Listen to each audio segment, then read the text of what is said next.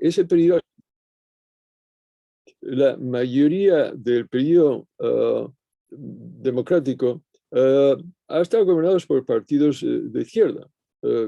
Y desde el punto de vista son también los referentes en cuanto al estado de bienestar. Luego, el centro de Europa es la tradición conservadora cristiano-demócrata y menos media liberal, pero sobre todo la conservadora, que produce su propio estado de bienestar y por lo tanto también su sistema sanitario. Luego, el sur de Europa, España, Portugal, Italia, Grecia, que tuvieron dictaduras fascistas, fascistoides, por mucho tiempo y configuraron en gran medida la naturaleza del estado de bienestar de aquel país, muy pobre y profundamente clasista, y que cambia con las transiciones, pero en España en esa transición se hacen unos términos en los que los grupos dominantes de la dictadura continúan teniendo una enorme influencia y dominio, y digo dominio de algunos aparatos de Estado, incluso hoy. La judicatura, el servicio de seguridad, las Fuerzas Armadas tienen un enorme poder y potencia, de manera que las derechas españolas en la tipología europea corresponden más a la ultraderecha que no a la derecha europea. La democracia cristiana en Alemania es muy distinta a los conservadores españoles, y acepta el juego democrático. En cambio, en nuestro país, esa derecha cuestiona incluso la legitimidad de los gobiernos de izquierda. Pasó antes y pasó ahora. O sea que de esto no hay plena conciencia en España, de que la derecha nuestra es la ultraderecha a nivel continental, lo cual tiene implicaciones en muchas dimensiones de los temas que voy a hablar, incluyendo la pandemia. Bien, desde el punto de vista, sí que es muy importante ahora que veamos rápidamente las distintas... Ay, ¿qué pasa aquí?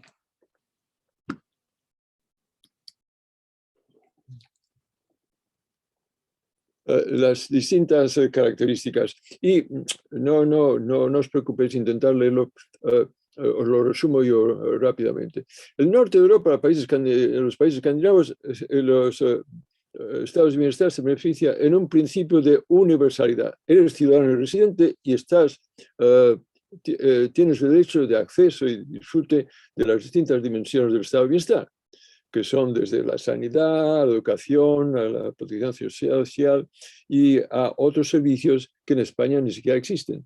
Pero el derecho de universalidad es básico en ese concepto. Cuando los movimientos políticos sociales enraizados en el movimiento obrero tienen poder, históricamente se encuentra el estado de bienestar desarrollado con el principio de universalidad. En cambio, en el sur de Europa ha sido siempre la derecha que ha tenido muchísimo poder históricamente. Y esto es importante. Pero antes de ir al sur de Europa, en el centro de Europa, Alemania, por ejemplo, no tenía el principio de la universalidad. No era la socialdemocracia alemana, y estoy hablando ya de los años 40 y 50, sino que ya era los partidos conservadores, la democracia cristiana sobre todo, que en ese aspecto ya se remontaba incluso antes de la Segunda Guerra Mundial, en la que no era un sistema universal, era el sistema de fraccionación de la clase trabajadora. Bismarck, cuando crea el estado de bienestar, y es interesante que paradójicamente parece que Bismarck, que es una persona súper derechas, crea la protección social. Es una expresión no del todo correcta, pero por ejemplo se entiende de esta manera. Lo que Bismarck tenía un enorme miedo a lo que estaba pasando en Europa, en que las izquierdas comenzaban a aparecer y que representaban una amenaza a lo que él representaba. Y entonces sabía, porque era astuto políticamente, que tenía que romper la unidad de la clase trabajadora. Y es ahí donde establece un estado de bienestar en que los beneficios de los ciudadanos dependen del tipo de trabajo que hace. De manera que los funcionarios públicos tienen un sistema de atención sanitaria, los trabajadores industriales otro sistema sanitario, los trabajadores de las minas otro tema a los trabajadores profesionales. Y esa divide y vencerás es la filosofía que sigue el centro de Europa, que eran los seguros, ya no el Servicio Nacional de Salud, sino el Seguro Nacional de Salud, que ha ido expandiéndose en la medida que las derechas para gobernar han dependido de las izquierdas, en este caso en Alemania, la socialdemocracia, de manera que se ha ido extendiendo, pero sin nunca alcanzar la universalidad como tal. De manera que cuando la canciller alemana quiere crear un sistema único, se encuentra con la enorme resistencia de estos distintos componentes para ir a llegar a un elemento de universalidad que la izquierda le estaba presionando. Bien. Pero dejemos por un momento el centro de Europa y vayamos ahora al sur de Europa. Y en el sur de Europa, las características es que hasta los años 70 o así han estado gobernados por partidos fascistas, y acentuó el término fascista porque una de las cosas que me impresionó más desfavorablemente es cuando yo tuve que irme de España por razones políticas en los años 60, y cuando vuelvo del exilio, incluso la izquierda no utiliza ese término para definir el régimen que tuvimos. El régimen franquista no era franquista, era fascista. Y esto es fundamental que se entienda. ¿Por qué? Explicaré de dónde viene hoy la derecha y la manera como se comporta. Y hablaré también del trumpismo. Bien, desde ese punto de vista, es fundamental que se entienda que fue el fascismo. No era, si decimos franquismo, es un sistema caudillista, pero era mucho más que eso. Era una ideología que se ha perpetuado con un nacionalismo extremo, racista, sexista, homófobo, profundamente clasista. Esto continúa dominando una cultura muy extendida en España, en las derechas españolas, cuyo partido principal fue fundado por ministros de aquel régimen. No era meramente franquista, era fascista. Oh, Vicente Navarro, pero la falange era muy pequeño. Miren ustedes, hoy el liberalismo es una ideología generalizada y los partidos liberales son pequeñitos. ¿Me explico? O sea, no puede medirse la influencia de poder de una ideología utilizando solo el instrumento político como su indicador de poder. Bien, vuelvo entonces, porque dentro de esa, y lo mismo pasó en Portugal, en Italia, Mussolini, en Grecia, la dictadura de los coroneles.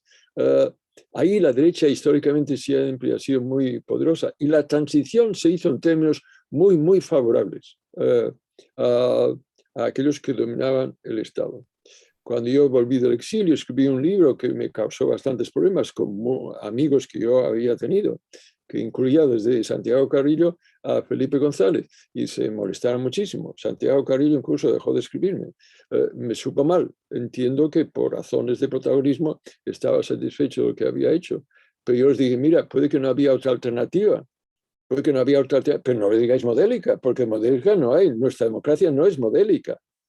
Y bueno, se me enfadaron. Bueno, pues mira, creo que la historia me está dando la razón. Bien, desde ese punto de vista, esto es fundamental.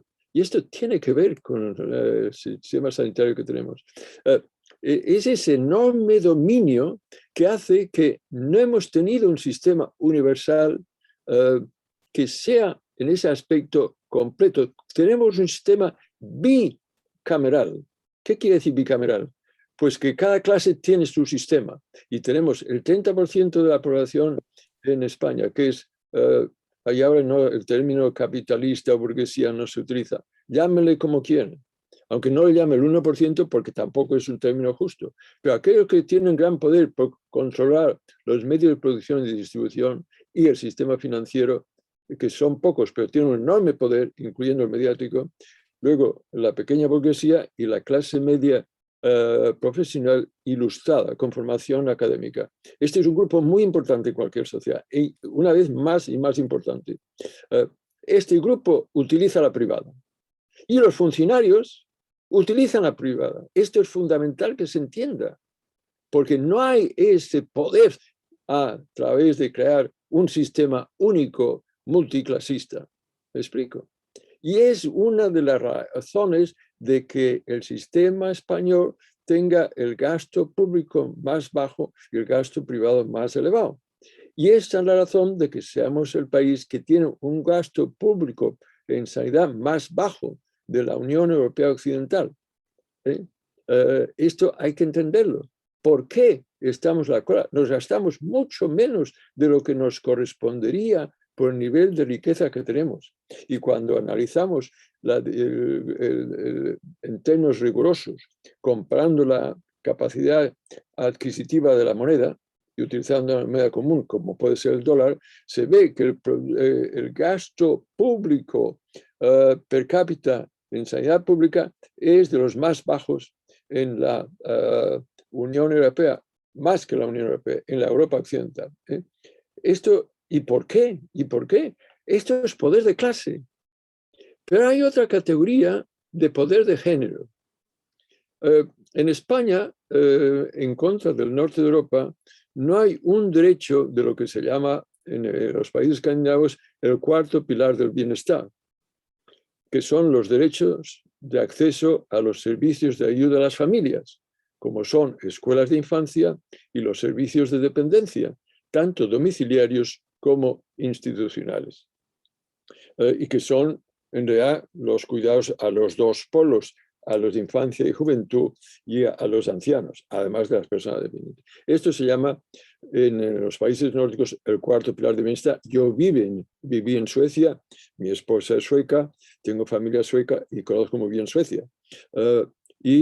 Ahí fui cuando tuve que irme de España y Suecia, por ciento, quiero acentuar una nota histórica, el gobierno socialdemócrata y el Partido Comunista Sueco ayudaron mucho a la resistencia antifascista en este país. Yo lo sé porque era el que llevaba el dinero. O sea, desde ese punto de vista sé muy bien lo que ha significado los países nórdicos, porque nunca se habla de ello y quiero que se aproveche la oportunidad para hacer justicia. Bien, conozco muy bien Suecia y hablaré luego de Suecia con los pros y también con los cons. Desde ese punto de vista es fundamental que se entienda que hay poder de clase y poder de género. Y en ese aspecto, la debilidad que la mujer tiene en España es tremenda. Y esto implica que ni siquiera existe ese derecho de acceso a las escuelas de infancia y a los servicios de dependencia, como existe en los países nórdicos. De manera tal que dentro de la pobreza, de los recursos en el estado de bienestar, como son la sanidad, la educación, la vivienda pública, etc., el peor que está son los servicios de ayuda a la familia. ¿Por qué? Porque la mujer es la que tiene incluso menos poder, y la mujer trabajadora es la que tiene menos poder en nuestro país. Bien, esto es lo que se hay que hablar en estos términos. No es la opinión de Navarro, los datos son abrumadores, y en cambio esto no aparece ni siquiera en los medios. Bien, esto es fundamental que entendamos que esta es la causa de que estemos, y esto ha tenido un coste. Veremos más tarde que lo que se llama la mortalidad acumulada debido a la pandemia, o sea, la mortalidad debido a COVID, desde el momento que la pandemia se inicia, es en el sur de Europa muchísimo más elevada que no en el norte de Europa, con la excepción de Suecia, de lo cual yo hablaré también. Bien, desde ese punto de vista es importante que, mira por dónde, pues Noruega, Finlandia, Dinamarca son los países dentro de Europa que tienen una mortalidad por COVID menor. Pero es que también son los que tienen menos desigualdades de clase y menos desigualdades de género. Mira por dónde. Y también menos mortalidad. Y esto no se ha hablado. Esto yo no he visto en ninguna parte. Yo como que estoy prohibido en los mayores medios de información, solo publico en el diario público, pues yo me leo en cambio lo que pasa al país, y nunca esto aparece en aquellos medios. Hay una dictadura mediática brutal en nuestro país. Bien, desde ese punto de vista, es importante que captemos esa realidad. Bien, desde ese punto de vista, vamos ahora a ver... Roberto, que no puede mover esto. Vamos ahora a ver el modelo estadounidense. Y lo hablo porque está adquiriendo mayor importancia como punto de referencia. Fijaros que, ¿qué ha pasado durante la Gran Recesión? La Gran Recesión ha creado una situación no tan aguda como la Gran Depresión a principios del siglo XX, pero tuvo un enorme impacto. Las políticas de austeridad debilitaron el estado de bienestar de una manera muy marcada. Vosotros lo habéis documentado muy bien. Los datos que yo tengo confirman que los datos vuestros son impecables. En ese aspecto hay un descenso del gasto público sanitario per cápita durante los años de la austeridad. Y dentro, cuando hay austeridad, las dimensiones que sufren más son atención primaria y salud pública. Que salud pública ya es la que tiene un gasto misérrimo. Y de ahí que, y esto ha tenido implicaciones en la pandemia, como mostraré. Y entonces, claro, desde el punto de vista, el gasto, cuando llegó la pandemia, es que todas las enormes debilidades, los enormes vacíos que habían de recursos, se fueron mostrando. Fijaos, hay muchas maneras, no solo el gasto. Por ejemplo, el número de personas que trabajan en el estado de bienestar en un país. Suecia es 1 de cada 4,5 de adultos. Cada 4 adultos, perdón, de cada 10 adultos, 4 trabajan en los servicios públicos del estado de bienestar en Suecia. Repito, el 25% o al menos de la población adulta que está en el mercado de trabajo trabaja en los servicios públicos del estado de bienestar. En España, 1 de cada 11. No sé si voy transmitiendo la enorme pobreza de recursos que tiene nuestro estado de bienestar. Y claro, esto tiene unas enormes implicaciones durante la pandemia. La pandemia muestra clarísimamente los enormes déficits del sistema. Y por clase social. Y lo que es interesante es que los públicos son los que adquieren mayor importancia y relevancia para atender y responder a las necesidades creadas por la pandemia. La privada no está ni casi se la ve. ¿Me explico? Es ahí, es ahí. Pero es que lo que es interesante es que si miramos la mortalidad por clase social, es que los burgueses españoles mueren más que los burgueses escandinavos. O sea que, no, clar, però això és el mateix gestionar amb la informació que la tens actualitzada que haver de buscar... Clar, clar, sí. El problema és que s'ha de gestionar. No, clar, però gestiona, que ja tens la informació. Por favor, silenciar. Y luego yo lo presento bien, podríais... en nuestro formato. Pero ya lo tienes masticado. Claro, sí, eso se va a pensar, obviamente. Pero si el esquema ya agafa y tú has de buscar, ya necesitas... Antonio Sánchez, por favor, cierra el micrófono. Por lo visto, les causó un patatús a los pobres colegas. No sé si a favor o en contra. Bien, pero les agradecería que por favor tengan la cortesía de que si estén de acuerdo, ese acuerdo no me interrumpa. Bien, desde el punto de vista, quiero continuar en esa situación. Bien, decía de que la gravedad de la situación afecta a todas las clases sociales y que en ese aspecto incluso a las clases más pudientes y que en ese aspecto debían ser lo suficientemente astutas de darse cuenta de que desde el punto de vista de sus propios intereses les interesa esa situación actual de una polarización extrema que está viviendo el sur de Europa. Bien, volvamos entonces a Estados Unidos. ¿Por qué Estados Unidos adquiere una enorme importancia? Pues porque ahí sí que es el liberalismo sin extremos, no hay partidos de izquierda. Y ahí la clase dominante tiene un poder casi absoluto, y el estado de bienestar está muy poco desarrollado. Y la sanidad, hay un enorme gasto público social, pero que se transmite a través de las compañías de seguros con ánimo de lucro que anteponen claramente su deseo de acumular capital sobre las necesidades, de manera que es un sistema súper impopular. Y en ese aspecto hay más gente que muere debido a la carencia de acceso a los servicios públicos que, por ejemplo, debido a la SIDA. Son temas de gran dramatismo y ese modelo liberal está adquiriendo un gran protagonismo como punto de referencia para las derechas, ultraderechas a nivel europeo, para las derechas españolas. El modelo estadounidense de estado de bienestar, que se caracteriza por la enorme deficiencia de derechos y el sanitario. No hay el derecho de acceso a la sanidad en Estados Unidos, en absoluto.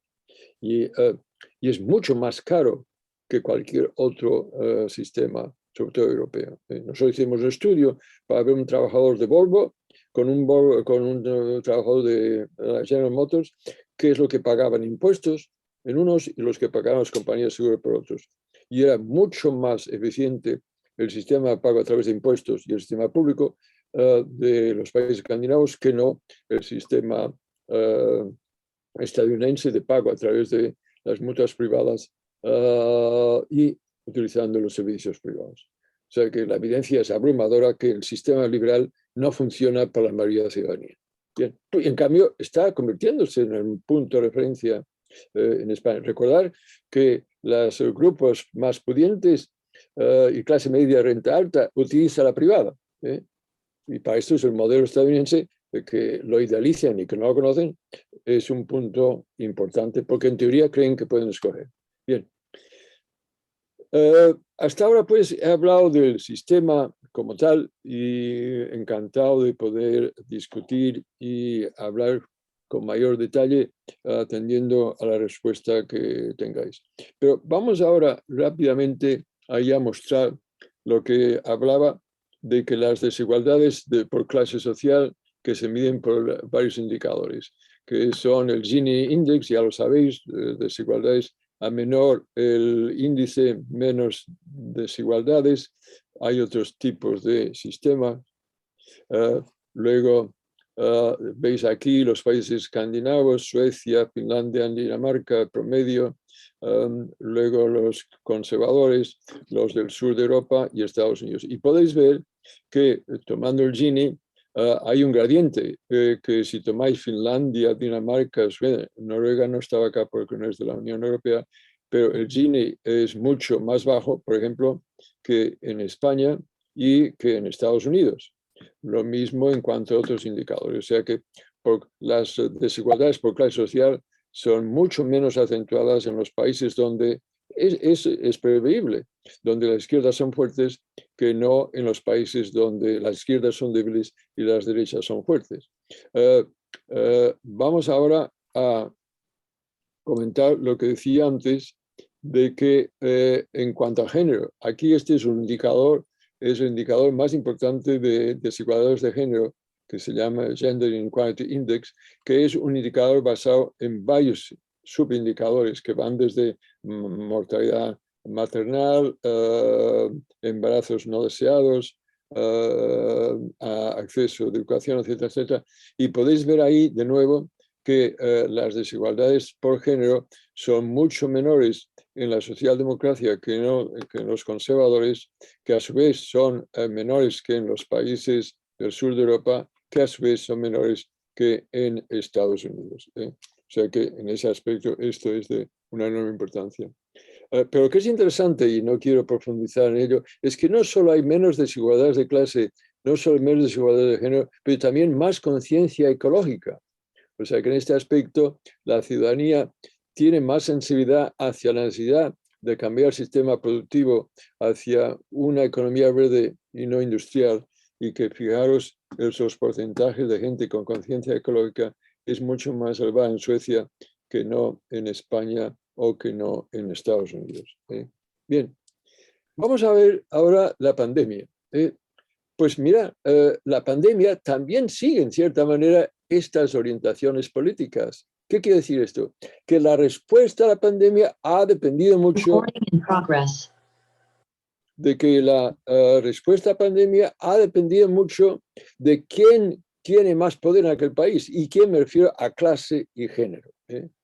Mira, vayamos esto, porque vais a ver que los países escandinavos son los que tienen menos mortalidad por COVID acumulada desde el principio de la pandemia. Esto es distinto en un momento determinado. repito, es la mortalidad que ha ido acumulando. El número de muertos por millón de habitantes o por 100.000 habitantes, el denominador varía según el estudio, pero el numerador es constante. O sea que, repito, el número de muertos acumulados durante la pandemia, y se ve claramente de que los países escandinavos, excepto Suecia, por las razones que explicaré, son los que tienen menos mortalidad. Y veis ahí, escandinavos. Vamos ahora a ver ese aspecto. Recording in progress. Aquí no sé si podéis ver, estos son Marciano, ¿me podrías decir si se ve bien? ¿Alguien me podría decir si se ve bien? Porque hay mucha información en esta diapositiva. Sí, se ve bien, sí. Vale. Lo digo porque lo que es más importante es el número de muertos por 100.000 habitantes. El número de muertos por 100.000 habitantes que existen en Suecia, que es la excepción, 60. Luego está Finlandia, que son 6, Dinamarca son 13 y Noruega son 5. 5 muertes debido a COVID por 100.000 habitantes durante el primer año de la pandemia, 2020. Y podéis, caray,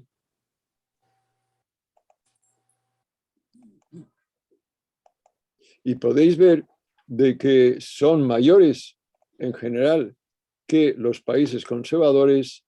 Luego, y estamos aquí en España, el número era de 88 o 68, no veo bien. Bien, podéis ver que comparando con el norte es mucho mayor, y en Estados Unidos todavía incluso mayor. ¿A qué se debe ello? Y es ahí un tema que es fundamental. Bueno, lo digo porque no es solo siempre estamos buscando siempre un factor o la vacuna. No, es mucho más que la vacuna. El primer año casi no habían vacunas. O sea que en ese aspecto, en cambio, la mortalidad era mucho menor. ¿Me explico? O sea que es toda una serie de intervenciones que son elementos claves para configurar el bienestar de la ciudadanía. Y cuando existe una situación excepcional, también están mejor las situaciones para poder responder a ello. Vamos a ver entonces en cuanto a las medidas, o antes quisiera aquí mostrar estos datos en los que podéis ver cómo la acumulada desde el principio, la distinta mortalidad acumulada por millón de habitantes, podéis ver desde el principio. Y ahora, bueno, en noviembre, pues en Sudamérica era el continente en peores condiciones, Estados Unidos, Gran Bretaña, la Unión Europea,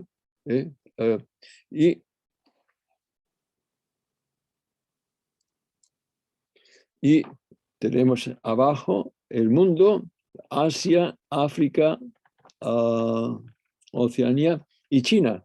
China ha sido, es interesante que casi no salen en los medios, pero ya veréis que el número de muertos es extremadamente bajo. Bien, vamos ahora a ir viendo más datos. Esto es en Europa y en Estados Unidos. Podéis ver lo mismo. El número de muertos, 1 millón de habitantes. Hungría, ya sabéis que Hungría es el modelo, pertenece a la cultura trumpista. Hungría, por un lado, Polonia, pues mira, son del modelo liberal en Europa, que es el trumpismo versión europea. Pues mirar acá, está.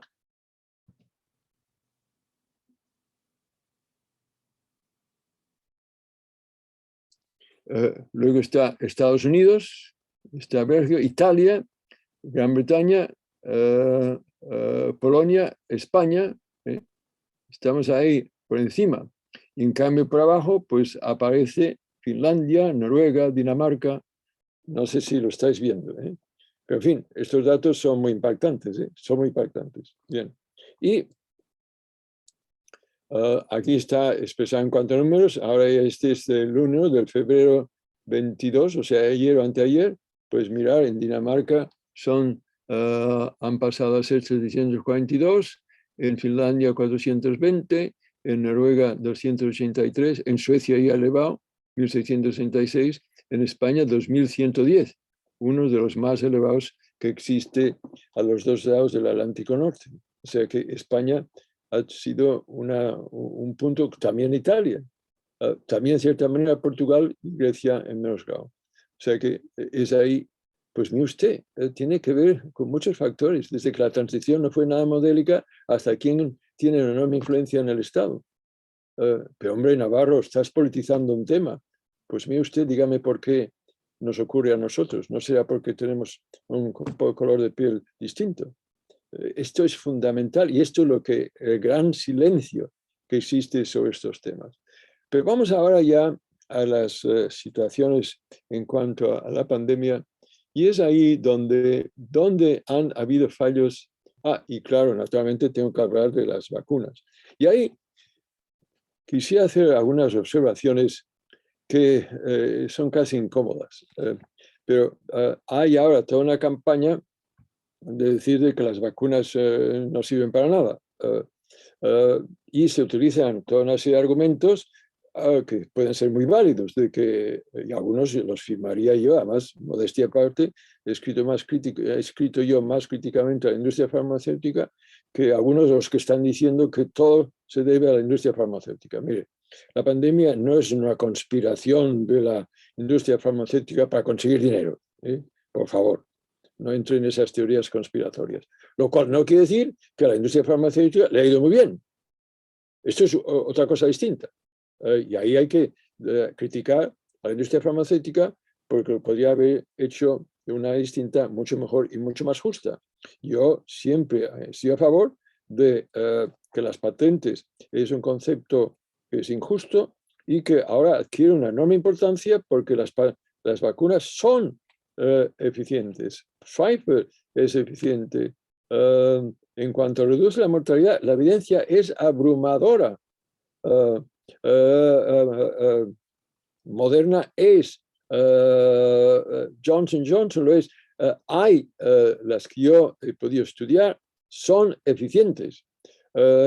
Que no estuvieron evaluadas antes de ser permitidas en términos corrientes. Es que la pandemia no era una situación corriente, se tenía que hacer rápidamente. Que no hubo suficiente vigilancia en los estudios.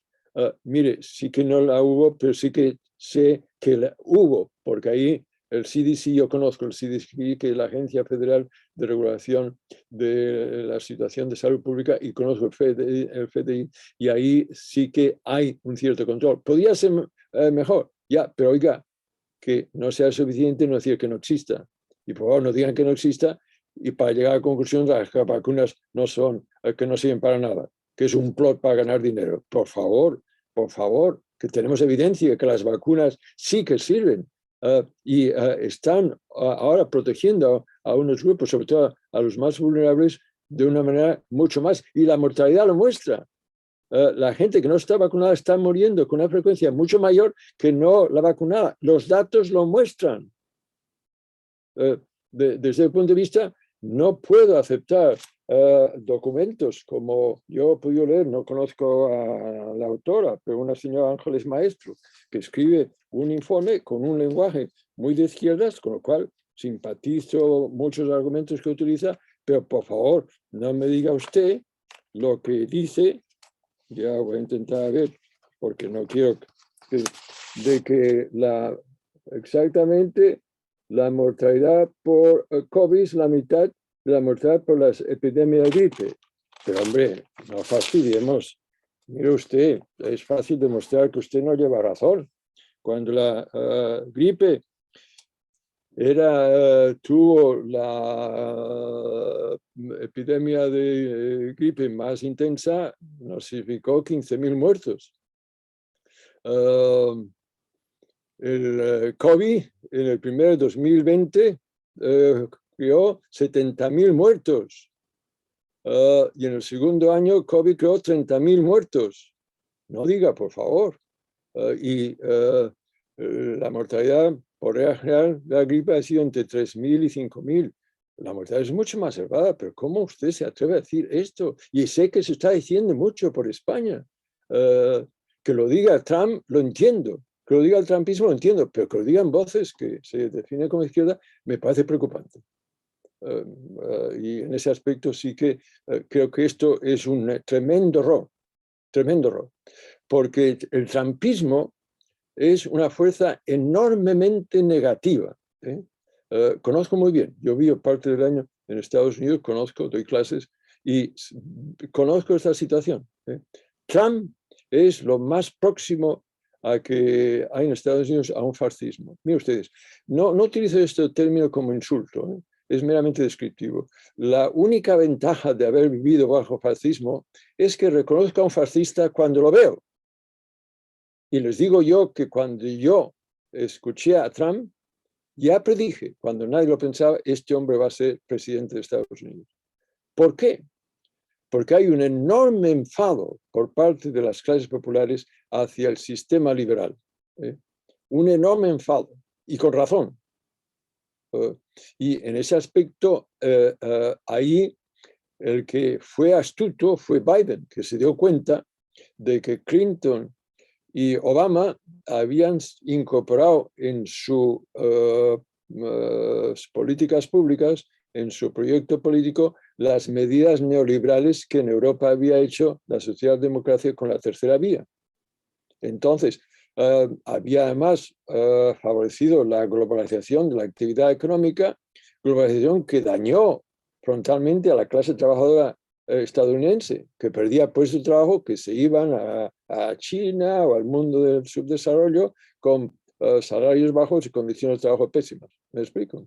Entonces, sí que hubo un enorme enfado y fue Trump, que es un demagogo de arriba abajo, que canalizó ese enfado, porque se presentaba él como el anti-establishment.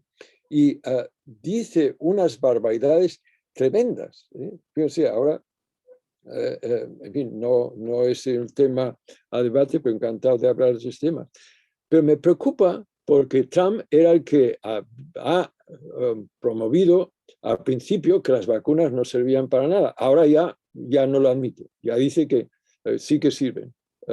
Pero por mucho tiempo decía que lo primordial era dar importancia a la actividad económica y que lo de el COVID era como la gripe, que no tenía esa importancia.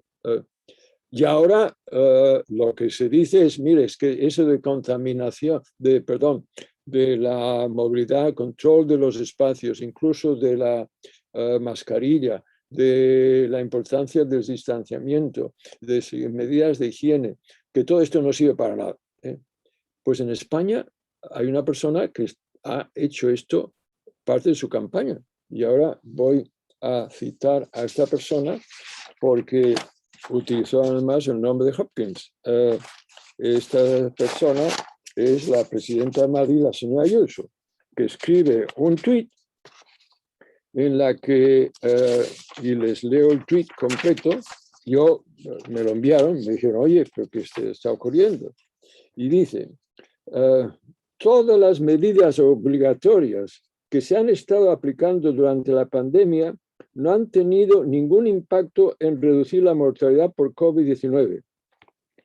En realidad, el impacto ha sido muy poco o ninguno. La primera parte del tweet, lo repito. Todas las medidas obligatorias que se han estado aplicando durante la pandemia no han tenido ningún impacto en reducir la mortalidad por COVID-19. En realidad, el impacto ha sido muy poco o ninguno. Continúa. Según dice un grupo de investigadores de la Johns Hopkins. Ustedes saben, Johns Hopkins, donde yo he estado trabajando por muchísimos años, es lo que algunos dicen exageradamente como el Vaticano de la salud pública.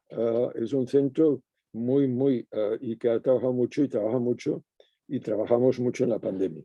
Bien, pues fíjense que acaba la señora Ayuso, teníamos razón, Hopkins nos da la razón.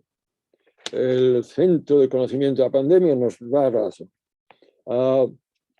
Madrid abierta, que era el eslogan suyo, es la mejor para hacer frente a la pandemia? Pues mire usted, Hopkins, y esto es interesante, que salió al mismo día que salió la noticia en Fox, que es la cadena televisiva de las más oídas y la más próxima a Trump.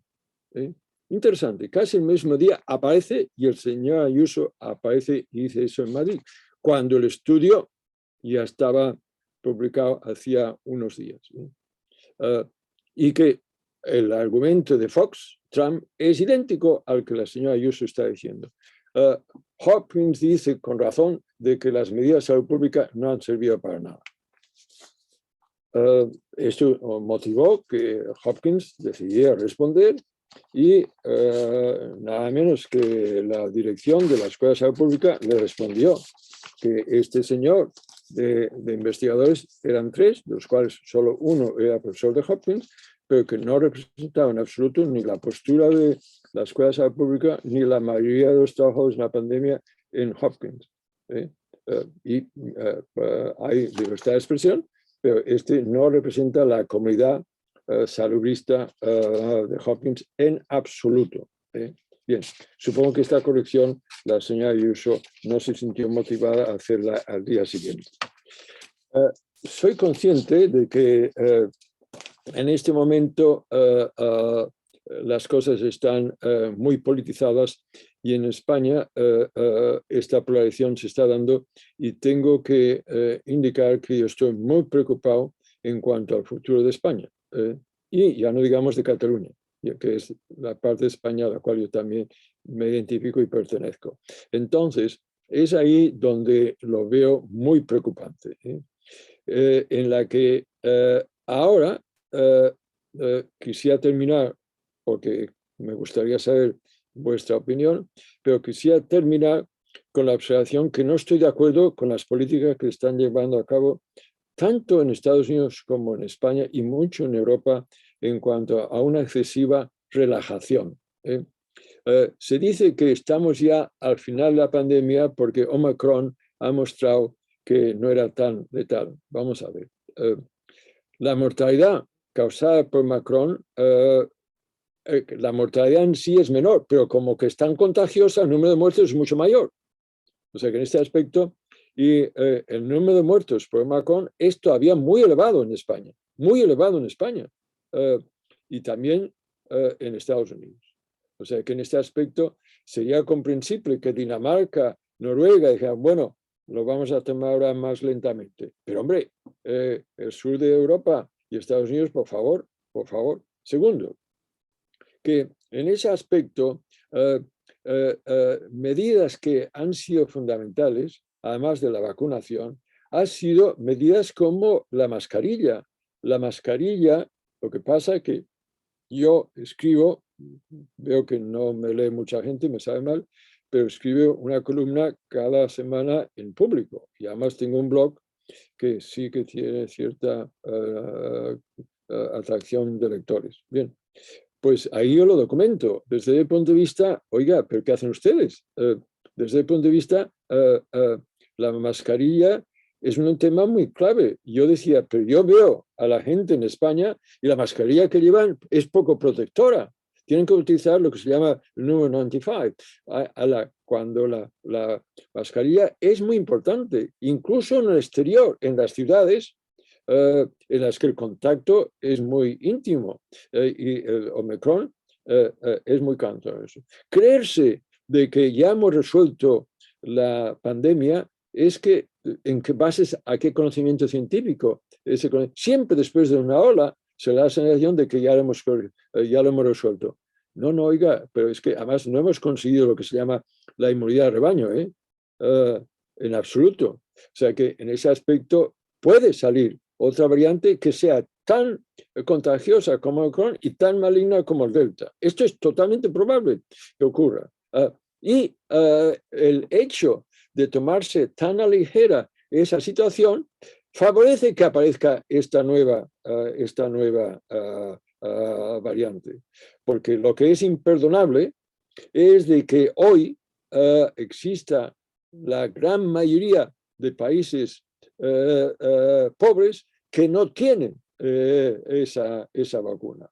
Y es ahí porque yo estuve en un comité internacional exigiendo que se eliminaran las patentes para que se hubiera una respuesta colectiva y hacer que aquellos países tienen la capacidad de producción de aquellas vacunas, que hagan las propias vacunas, porque a no ser que resuelva su problema, no se resolverá el nuestro. Y con eso quisiera terminar. La pandemia ha mostrado mejor que nada que sin ayudar a todos, el problema personal no se resuelve. Y con eso ya termino y ahora me gustaría mucho saber vuestra opinión. Marciano, yo ya he terminado. Muchísimas gracias, Vicente. Como siempre, muy interesante tu intervención. Y entonces abrimos el turno de palabras, pues se puede hacer o bien mediante el chat, que yo creo que es lo más fácil, o bien levantando la mano, ¿no?, con el mecanismo que hay en el propio Zoom, y así le vamos dando la palabra a las personas que planteen alguna cuestión.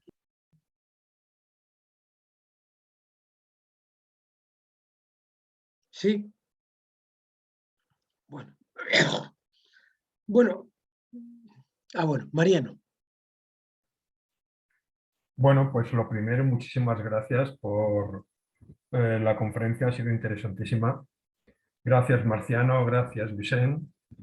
Y me gustaría hacer una pregunta, ¿cuáles creéis que son las motivaciones de toda esta especie de tarados que tienen gran proyección pública, a los que no voy a nombrar porque son una gran cantidad, entre ellos artistas y personas de extracción muy rara, que se manifiestan de esta manera tan contundente y tan falsa en contra de las medidas que se deben de adoptar de la COVID?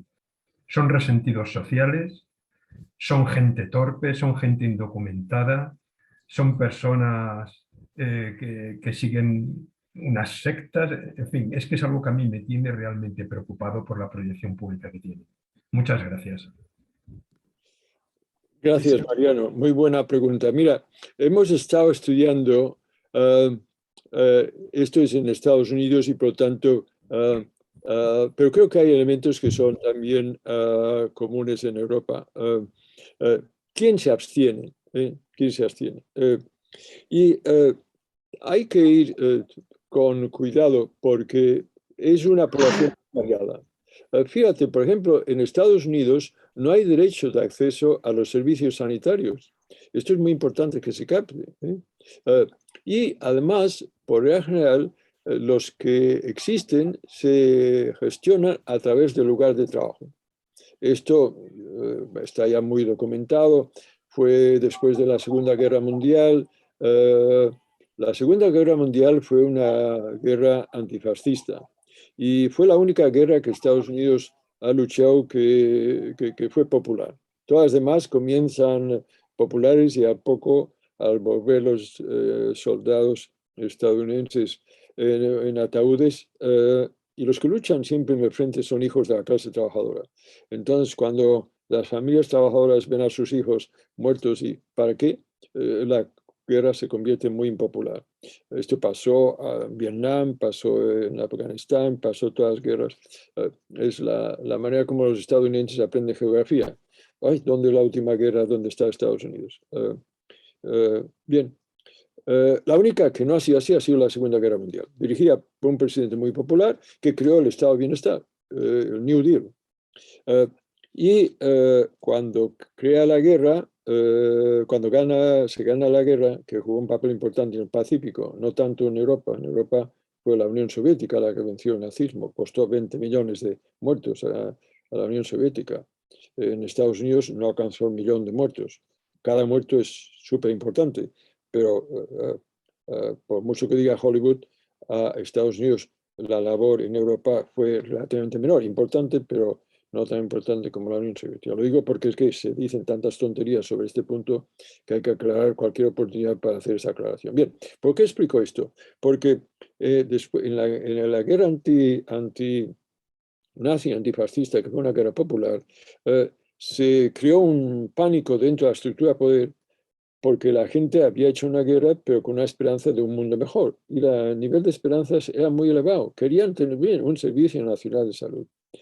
Y la reacción del Partido Republicano junto con los sureños demócratas, que fueron la mayoría del Congreso y del Senado, que vetaron al presidente Trump, que estaba de acuerdo en crear, Truman, perdón, el presidente Truman, que había sucedido a Roosevelt, él estaba de acuerdo en establecer un programa universal de salud, crearon una ley que prohibía que se hiciera un programa universal y que los accesos a los servicios sanitarios se harían a través del lugar donde trabajaban.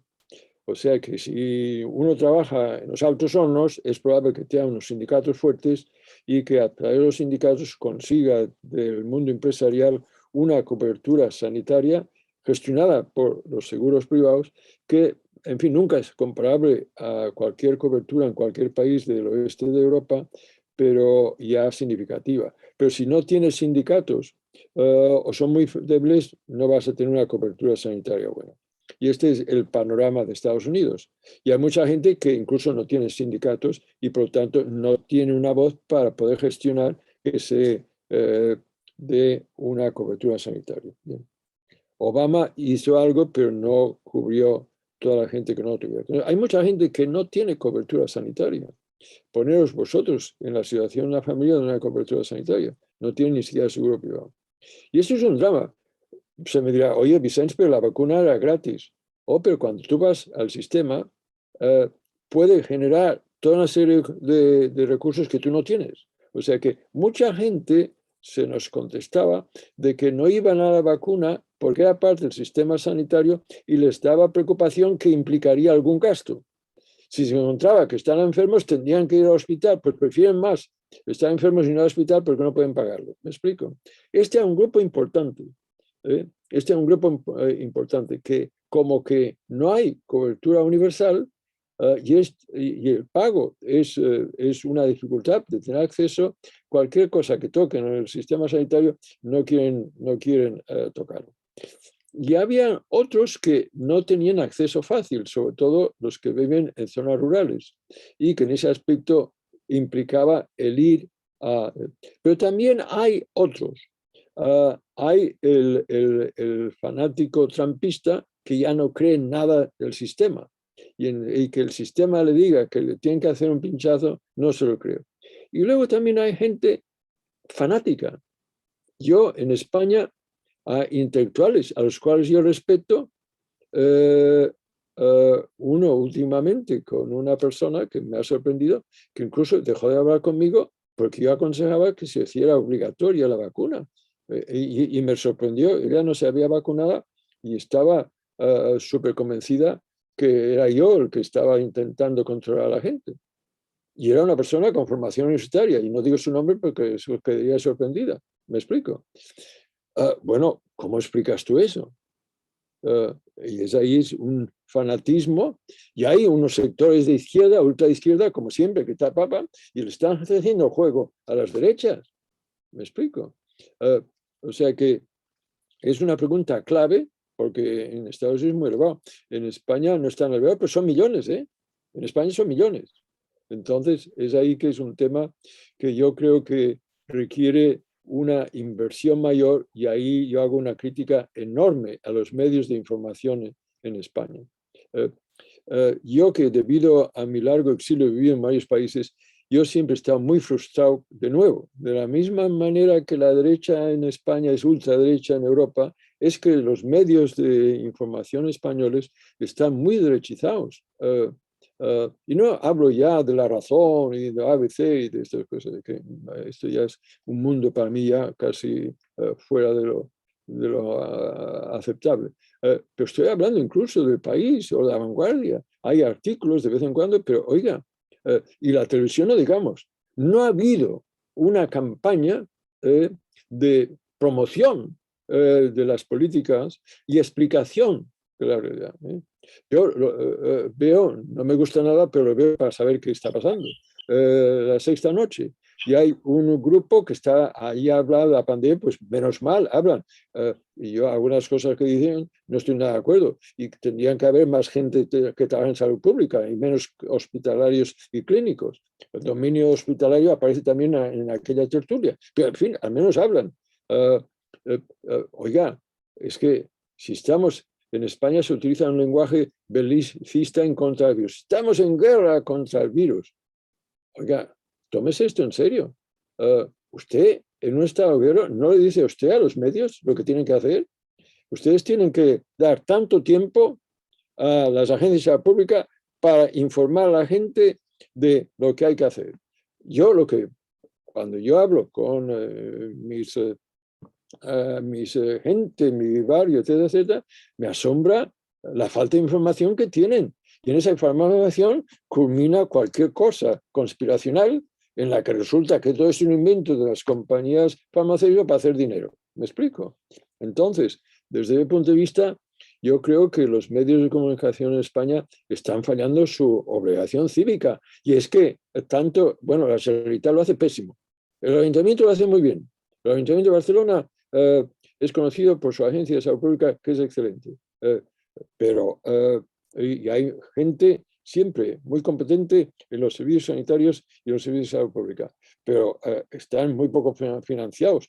Pero, por otra parte, soy muy crítico de la manera como la Generalitat de Cataluña lo ha hecho. Pésimo, pésimo. Y ahí quiero también ser crítico al gobierno central. Oiga, yo soy muy plurinacional, me siento muy catalán, y yo y mi familia, mis padres fueron perseguidos y reprimidos brutalmente por la dictadura. Y que, desde el punto de vista, venimos de una tradición de izquierdas plurinacional, que España debe ser un Estado plurinacional y respetar la diversidad. No todo está centrado en Madrid. Yo me encanta Madrid, me quiero mucho a los madrileños, pero oiga, estoy harto de la capital del reino como entidad política. ¿Me explico? Entonces, se requiere una plurinacionalidad. Pero, habiendo dicho esto, el Estado central tiene que tener unas responsabilidades que no ha mostrado ahora. Que no ha mostrado ahora. ¿Me explico? O sea que en ese aspecto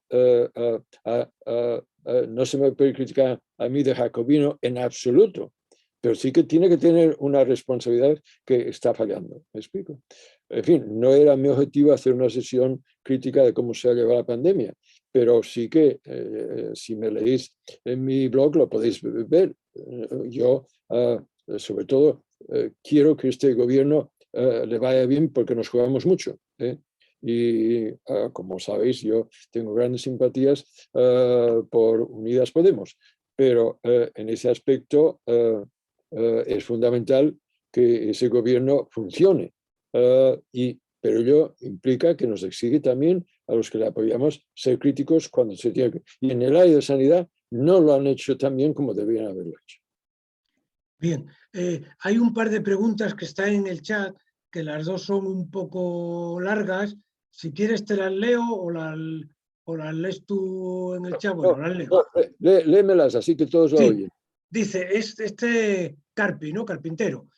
Considero que la sanidad pública está sufriendo un ataque del sistema con vistas a su privatización, al menos de grandes parcelas, a través de una serie de acciones programadas que podríamos plantear como reducción de presupuestos y escasa inversión en la sanidad pública, aumento de tiempos de espera y disminución de la calidad de la atención, reducción del tiempo de atención, disminución de programas de prevención, deshumanización, atención, desigualdades territoriales, más reducción de personal, falta de reposición y contratos precarios, más deterioro de las condiciones laborales del personal sanitario público, más convenios en crecimiento con la sanidad privada para pruebas diagnósticas donde se financia y asegura la financiación y rendimiento de la alta tecnología al sector privado, intervenciones de baja media complejidad, etc. ¿Cómo consideráis que debíamos de dirigir la lucha para evitarlo?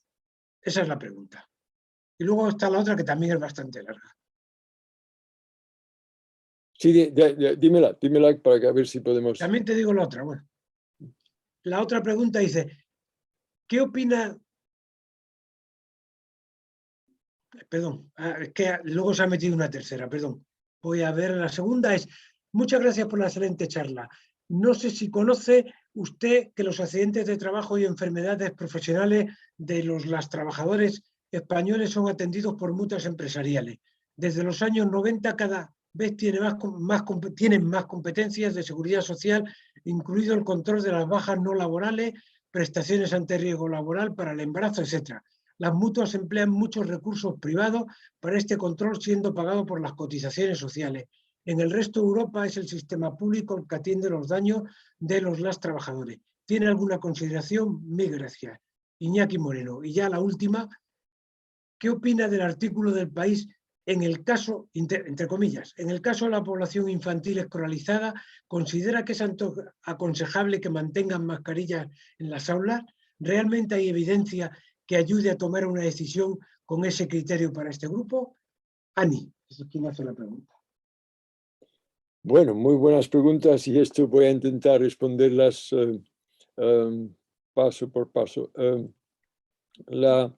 La primera, lo que yo he subrayado y que estoy totalmente de acuerdo es que hay un proceso de privatización que el Estado debía responder para revertirlo. O sea que en ese aspecto yo a veces gran simpatía hacia la ansiedad de cambio, pero me frustra un poco la falta de voluntad, sobre todo del PSOE, en cuanto a tomar esas medidas antiprivatizadoras. Porque es que la evidencia, ¿qué quiere decir privatizar? Si cuando se pone la evidencia que tenemos, y es abrumadora, de que el principio de acumulación de beneficios empresariales entra en conflicto con la lógica sanitaria. ¿Me explico? Es que Estados Unidos es un ejemplo de ello. En Estados Unidos el derecho empresarial en cuanto a la acumulación de beneficios es la línea directa para evaluar el sistema. Y hay una rentabilidad tremenda, o sea, las riquezas mayores que hay en Estados Unidos proceden de la banca, del petróleo y de la sanidad. Pero para la población es fatal, créanme. Y la información que tenemos lleva a un despilfarro de dinero, a una mala práctica porque se opera en enfermos que no debían ser intervenidos, etcétera, etcétera. Esta es la dinámica de la medicina privada. Entonces, esto no es bueno, ya no solo económicamente, sino desde el punto de vista de salud. No es bueno que este sistema se favorezca. Entonces, desde que son cooperativas y tal, bueno, analicemos todo esto, porque también no todo se puede poner en el mismo bloque, pero en general tiene que ser una responsabilidad pública. Y ahí es donde, y contesto a la segunda buena pregunta también, de que no, es que tiene que ser una responsabilidad pública. Y las mutuas pueden entenderse por razones históricas, pero no tienen por qué reproducirse. ¿Me explico? O sea que en ese aspecto, Cataluña es un ejemplo de la fortaleza del mutualismo. Pues ve usted, créame que no es el sistema mejor, porque reproduce la idea esa Bismarck de dividir los servicios según el tipo de personal, según el tipo de industria, según el tipo de cliente. Y oiga, lo que usted necesita es una buena sanidad, punto. Y multiclasista y universal. Pero eso también para los burgueses. ¿Me explico? ¿Qué pasa en Barcelona? Y aprovecho para saludar la memoria de mi hermano. Mi hermano era un cardiólogo de los más conocidos internacionalmente en España, siempre dedicado a la medicina pública, siempre, nunca tuvo privada. Fue jefe de la unidad coronaria, fue decano de la Facultad de Medicina de la Universidad de Barcelona, fue una enorme persona, un compromiso tremendo y un gran médico, y que se nos murió hace poco. Entonces, desde el punto, y él me explicaba qué pasaba cuando termina, además otra cosa que no es lógica, que en España a los ciertos años te jubilas, Oiga, y si esa persona es todavía productiva y desea trabajar, ¿por qué no le deja trabajar?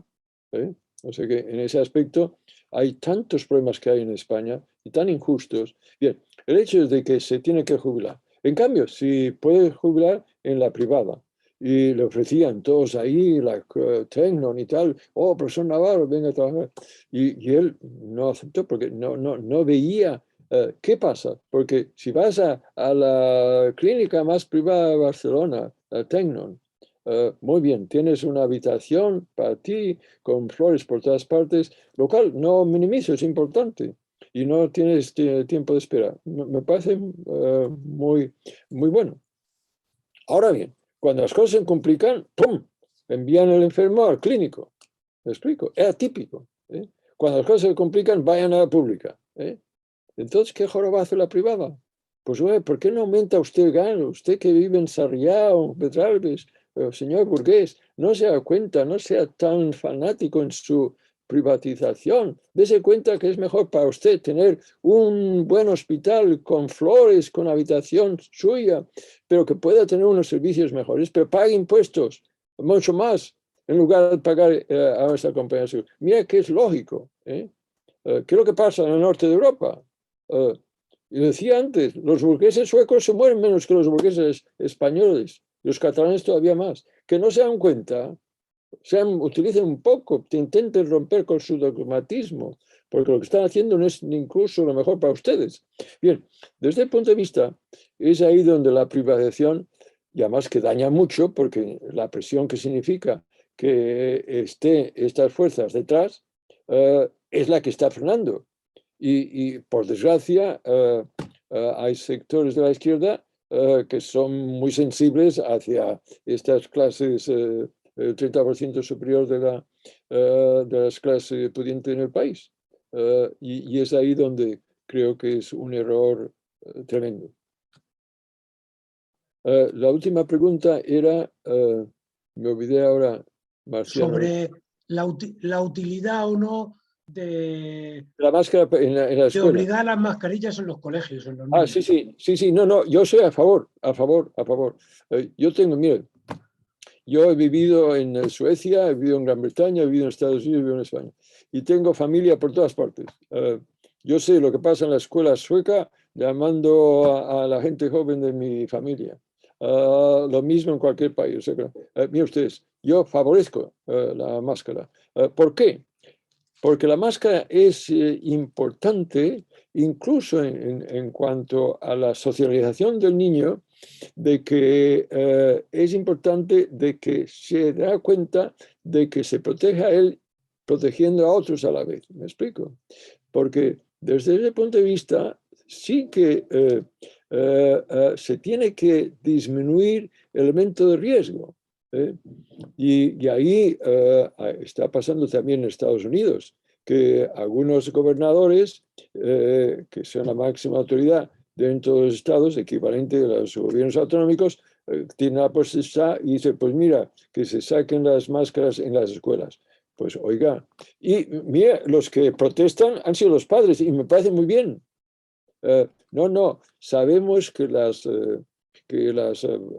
mascarillas que sean las correctas. Es que en España yo veo mascarillas que no sirven para nada, sobre todo entre la juventud, que lleva ahí muy vistosa y tal, pero oiga, esto no le sirve para nada. Entonces, llevar mascarillas sí que protegen a la persona y a las otras personas. Y este niño cuando llega a casa va a ver a su abuelo o abuela. Y hay que ir con cuidado, porque una cosa que también detecto, que no creo que sea justa la crítica, pero que la juventud, como que tiene menos posibilidad de morirse de COVID, pues se importa un bledo en cuanto a la gente más anciana.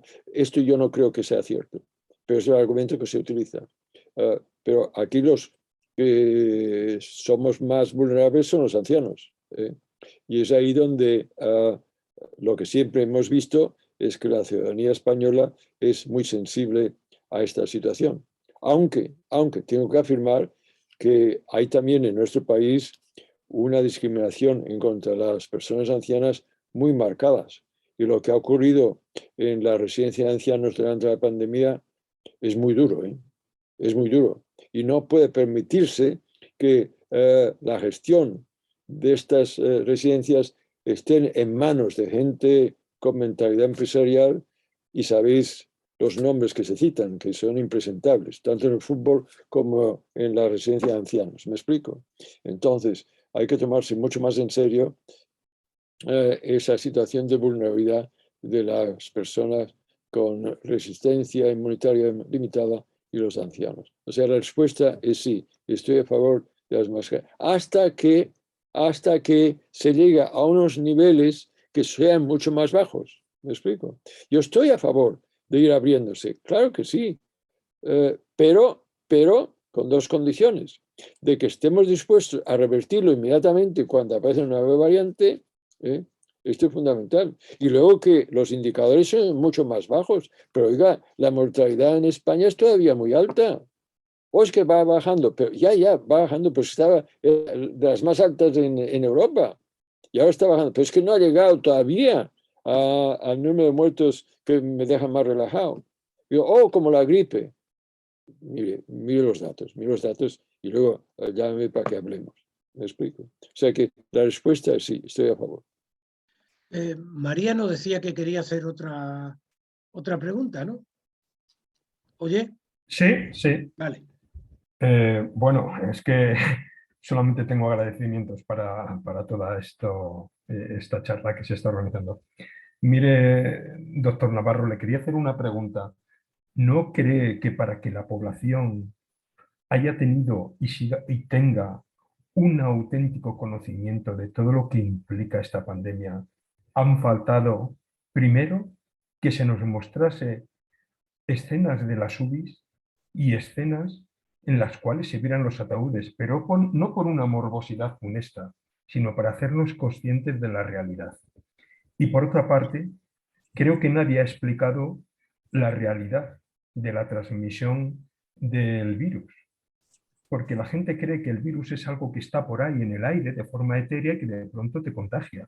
Y nadie nos ha hecho conscientes de que nosotros somos el vector de transmisión, que el virus está en nosotros, está en nuestras células y nosotros somos los que los vamos distribuyendo por ahí. Creo que estas dos cuestiones que son fundamentales no se han explicado a la población, y la población ignora realmente la dimensión de la transmisión y la dimensión de la incidencia. ¿No cree usted que eso es cierto? Y si es al contrario, dígamelo claramente. Gracias. No, totalmente. Mire, yo soy súper crítico de los medios de información. Yo he vivido, por razones políticas en su mayoría, en varios países en mi vida. Y ahora ya tengo una edad avanzada, más de 84 años. Pero he vivido en Suecia, he vivido en la Gran Bretaña, he vivido en Estados Unidos, y por fin pude volver a España. Y en ese aspecto conozco otras sociedades como punto de referencia. Yo a los estudiantes en España les vayan, visiten. No se crean que lo que tenemos aquí, porque la imagen de que tenemos lo mejor del mundo, la típica arrogancia de la derecha de este país. ¿Por qué lo digo? Porque es que yo estoy muy afectado.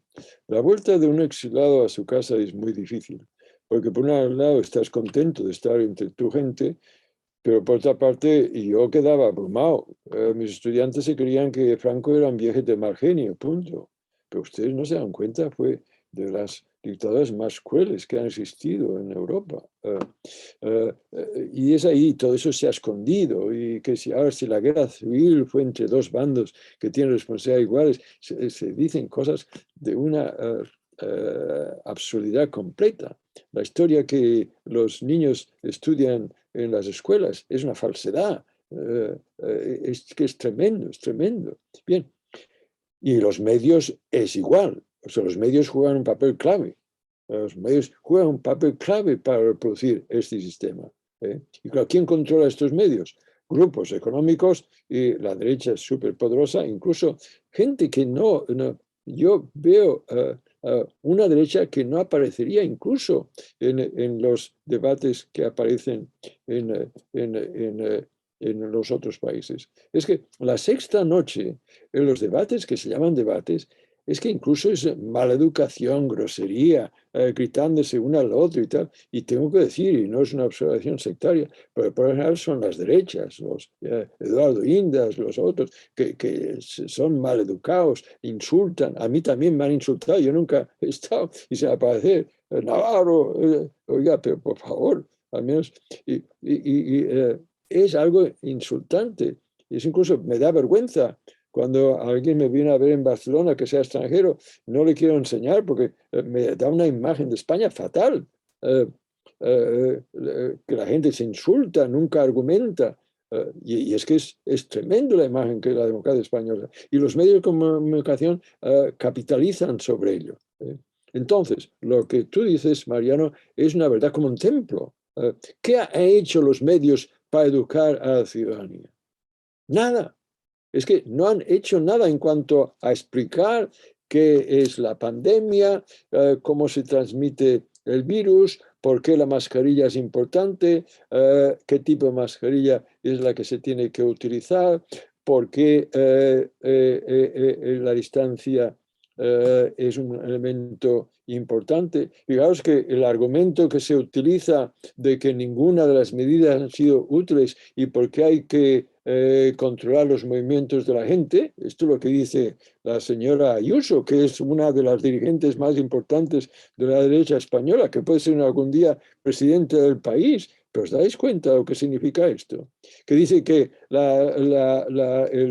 el control del movimiento era totalmente innecesario, en fin, cualquier obligatoriedad era innecesaria, etcétera, etcétera. Pero ¿cómo se puede ser tan ignorante? Y además orgulloso de ser tan ignorante. ¿Y por qué los medios no resaltan? Los medios publicaron el blog de esta señora, pero no publicaron la respuesta de Hopkins, cuando el Hopkins estaba siendo utilizado. ¿Me explico? Es que es constante, la manipulación es constante, es constante. Y Navarro está prohibido, y me lo dijeron a mí en la televisión catalana, me lo dijo una persona, es que, doctor Navarro, usted está prohibido en esta casa. Ya, lo entiendo, me explico. Y yo, antes me publicaron en El País, pero yo estoy, me honra que me digan que soy el Noam Chomsky de España. Yo soy amigo de Noam Chomsky y le tengo gran estima. En Estados Unidos, él es el intelectual más conocido del mundo y en cambio, en Estados Unidos, Noam Chomsky está prohibido en los medios. Pues a mí se me conoce en el mundo, pero en España estoy prohibido a aparecer en los medios y en los diarios más de más tiraje, ¿me explico? Y es esto lo que tenemos. Los medios no están haciendo esa función. Hablan de una guerra contra el virus, una guerra en que el armamento, que son las vacunas y los medicamentos, están en manos de gente que optimizan sus intereses empresariales por encima de todo demás. ¿Te piensas tú una guerra en la que el armamento estuviera controlado por empresas que están intentando magnificar sus ingresos y que el Estado no tiene derecho a decirme usted deje de producir coches y haga tanques? Pues mira, el Estado español tenía que haberle dicho al propietario de la mayor industria textil del país, oiga, deje de hacer estos trajes y haga mascarillas. Esto es obligación del Estado. Y decirle, en Estados Unidos se hizo.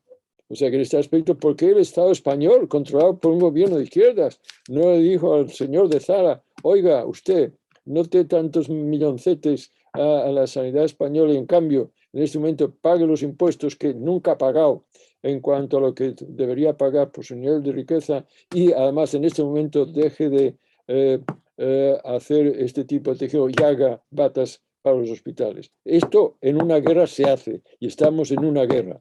¿Me explico? O sea que no puedo estar más de acuerdo.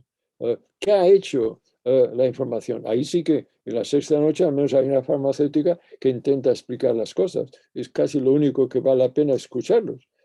Pero esto se tiene que hacer de una manera mucho más sistemática y organizada. ¿Y por qué?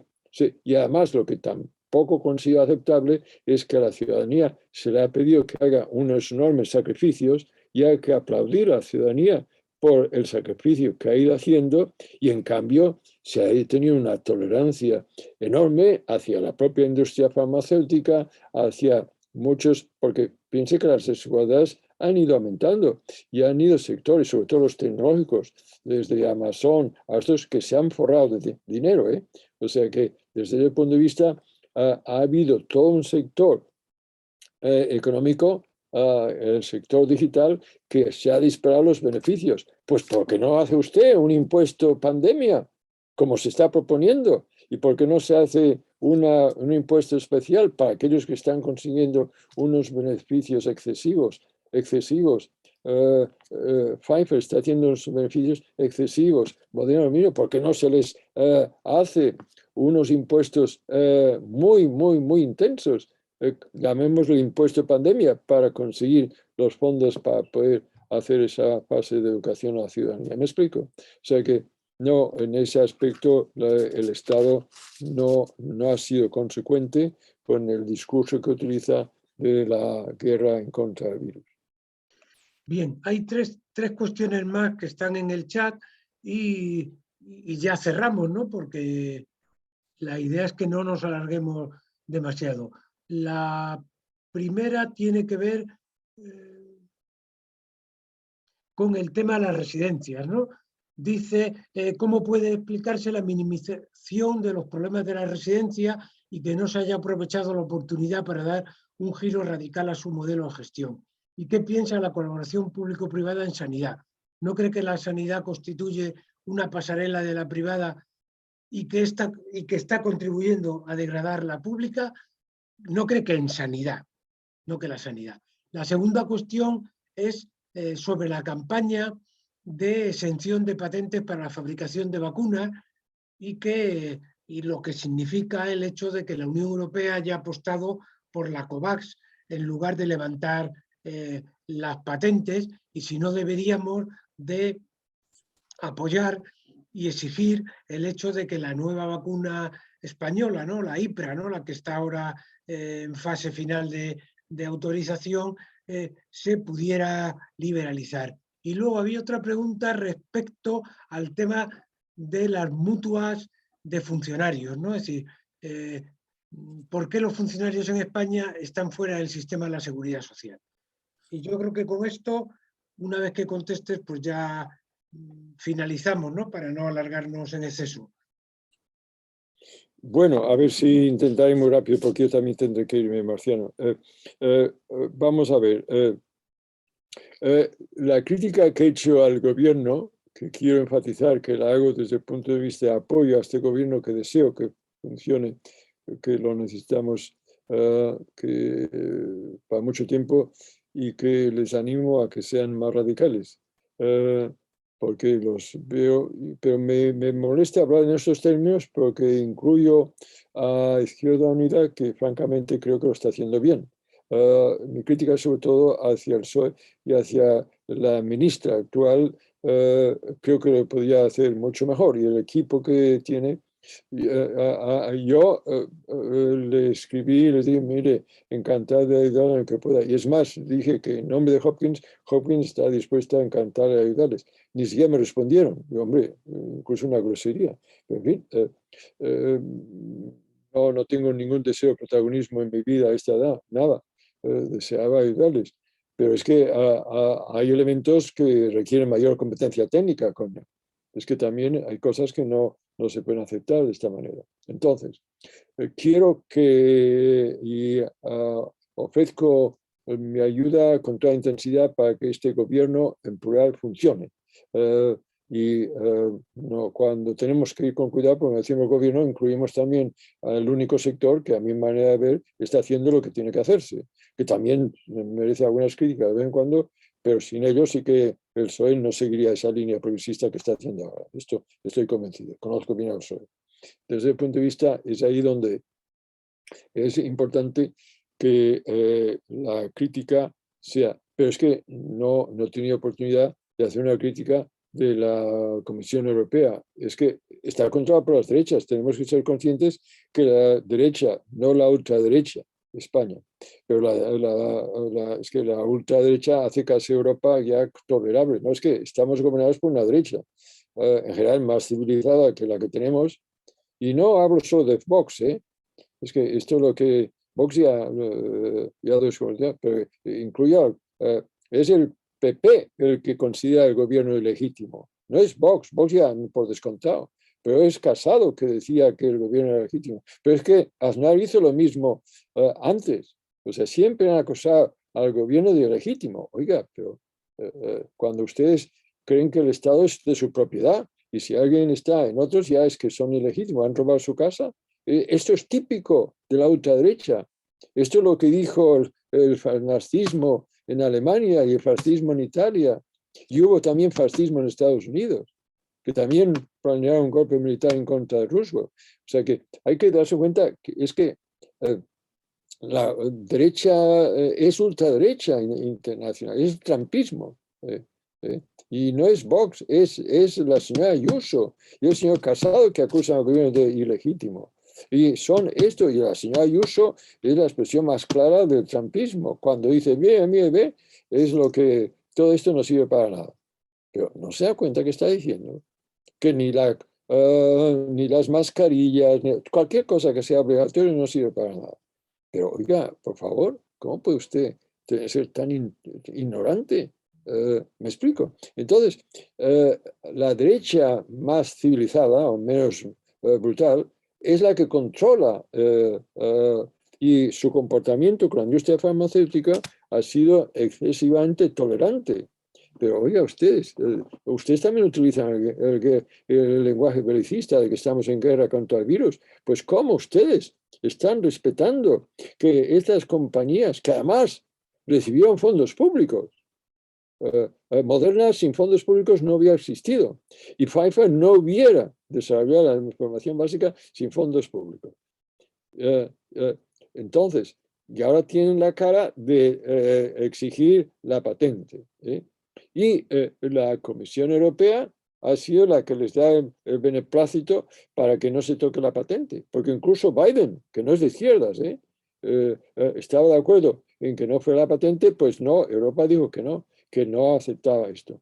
Y el presidente de España, que decía que no, pero cuando Biden dice que sí, pum, y al día siguiente también dice que sí. Pero no se lo creen mucho, porque oiga, es escandaloso que tengan esa patente.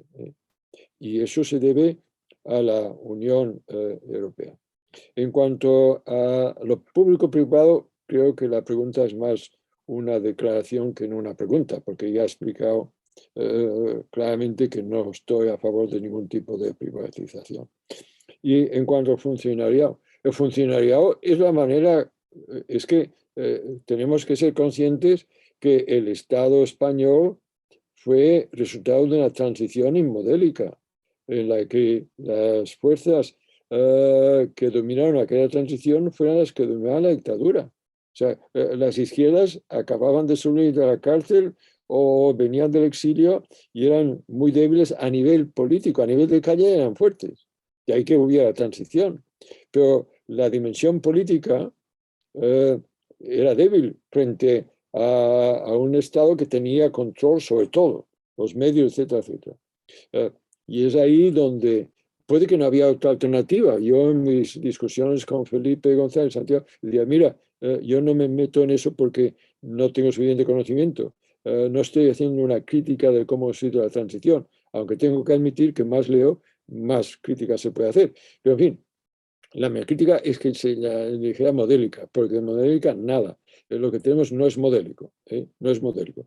Y es ahí que el pueblo, la población española se merece mucho más, mucho mejor. Y es ahí, desde el punto de vista, que la transición tiene un Estado que está muy controlado, el sistema jurídico, es prueba patente de ello.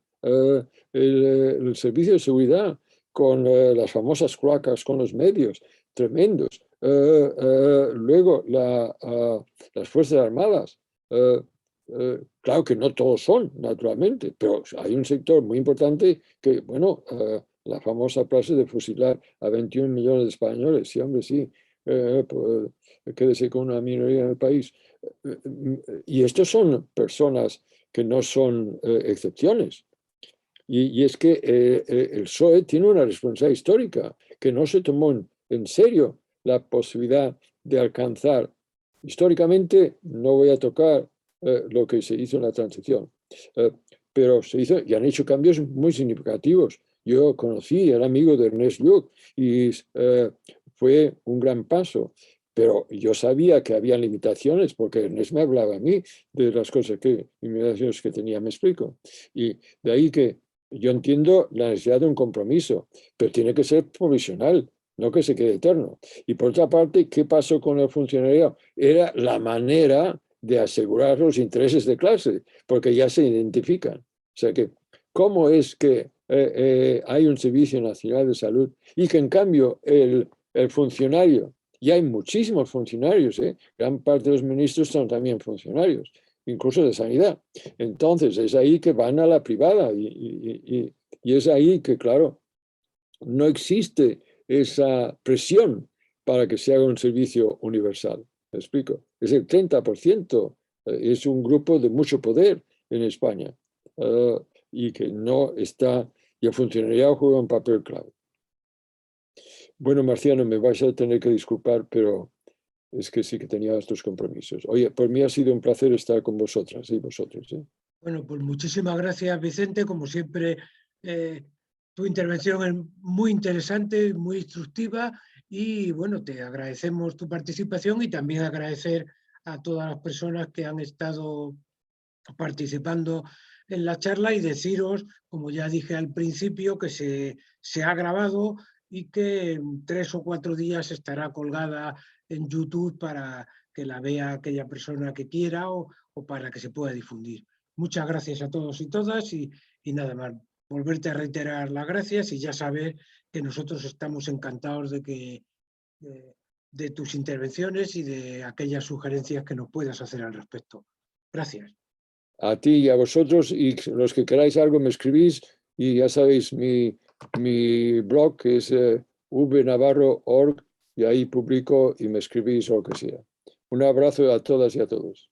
Venga, gracias, hasta luego. Buenas noches. Gracias. Gracias. Muchas gracias. Muchas gracias. Muchísimas gracias. Ha sido un placer asistir a esta sesión.